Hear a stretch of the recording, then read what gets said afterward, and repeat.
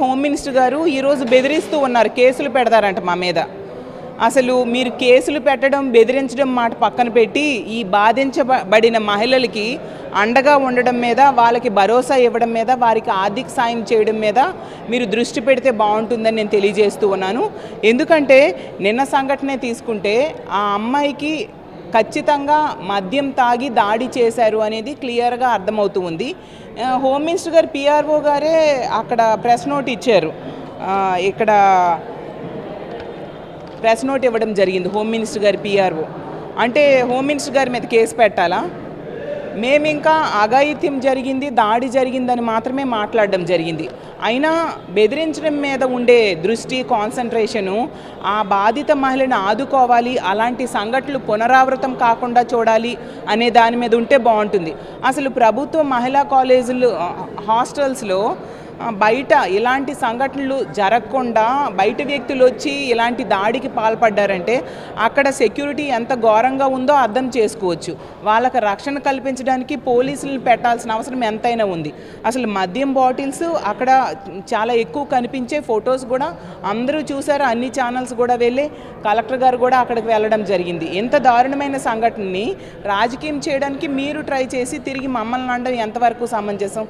మొన్ననే ఎలమంచిలి సంఘటన తీసుకుంటే 4 సంవత్సరాల బాలిక మీద అఘాయిత్యం, అత్యాచారం జరిగితే ఎంత ఘోరం అంటే ప్రభుత్వం కనీసం పట్టించుకోలేదు, రూపాయి ఆర్థిక సాయం చేయలేదు.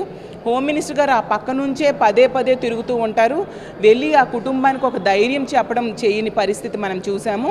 ఆ డిఎస్పీ గారితో మాట్లాడి కేసు తొందరగా ఛార్జ్షీట్ వేయండి అని చెప్పడం జరిగింది. అదే మా జగన్మోహన్ రెడ్డి గారి టైంలో అయితే రమ్య అనే అమ్మాయి మీద హత్య జరిగినప్పుడు 48 గంటల్లో ఛార్జ్షీట్ వేయడం జరిగింది. 20 రోజులైనా కూడా ఆ ఎలమంచిల్లో 4 సంవత్సరాల బాలిక మీద లైంగిక దాడికి ఈ రోజు కూడా ఛార్జ్షీట్ వేయలేకపోయారు.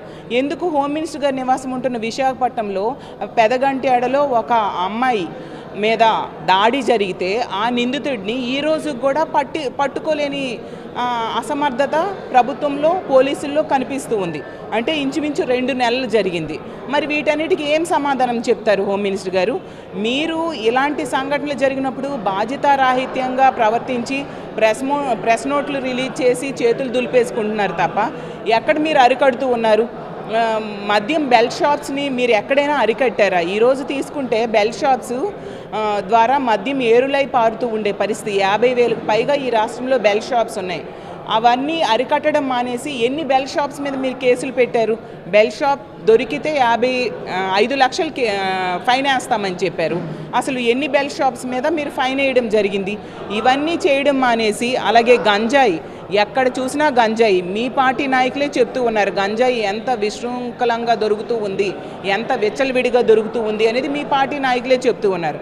గంజాయిని అరికట్టడం మానేసి మళ్ళీ మా మీద ఎదురుదాడి చేస్తూ కేసులు పెడతామని బెదిరించడం ఎంతవరకు సమంజసం? ఎమ్మెల్యేల గురించి, మంత్రుల గురించి, మా పార్టీ వాళ్ళ గురించి మాట్లాడుతూ ఉన్నారు. అది చూస్తే రాష్ట్ర ప్రజలు నవ్వుకుంటూ ఉన్నారు. మీ పార్టీ ఎమ్మెల్యే లైంగికంగా ఇబ్బంది పెట్టాడని మీ పార్టీ కార్యకర్త అయిన ఒక మహిళ ఏకంగా ప్రెస్ మీట్ పెట్టి ఆవిడ చెప్పడం జరిగింది. అది ఈ రాష్ట్రంలో ఆ మాట చెప్పడానికి ఆమెకి రక్షణ లేదు అని చెప్పి పక్క రాష్ట్రానికి వెళ్ళి ప్రెస్ మీట్ పెట్టి చెప్పడం జరిగింది.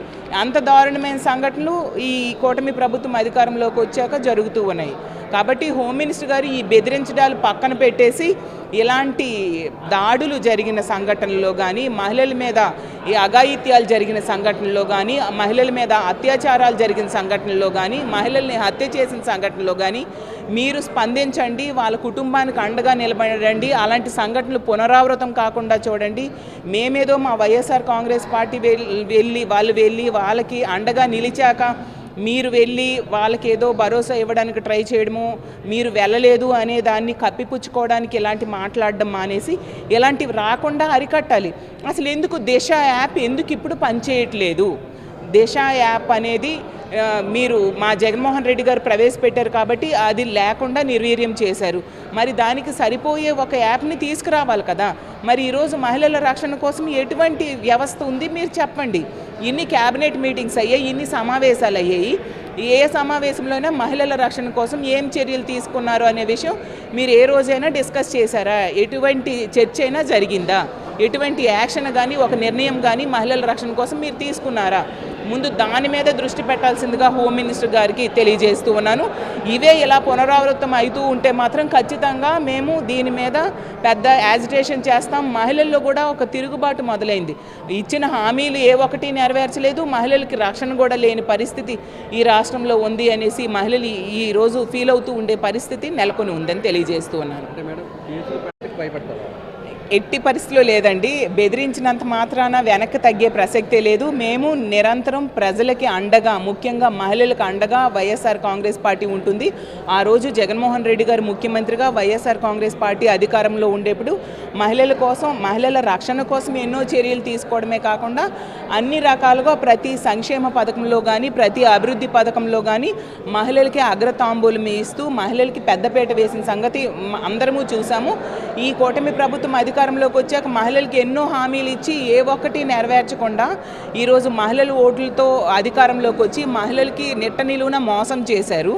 ఏ ఒక్క పథకం నెరవేర్చిన పరిస్థితితో పాటు మహిళలకి రక్షణ కూడా ఇవ్వని పరిస్థితి. ఆ రోజు జగన్మోహన్ రెడ్డి గారు ప్రవేశపెట్టిన దిశా వ్యవస్థను ఈరోజు నిర్వీర్యం చేసేసి ఈరోజు వీళ్ళు కనీసం ఇలాంటి సంఘటనలు జరిగినప్పుడు స్పందించకుండా తిరిగి బెదిరించడాలు చేస్తే భయపడే ప్రసక్తి లేదు. మా పార్టీ ఎప్పుడు కూడా ప్రజల తరపున, మహిళల తరపున పోరాటం చేసింది, మహిళలకు అండగా నిలబడుతుందని తెలియజేస్తున్నాను.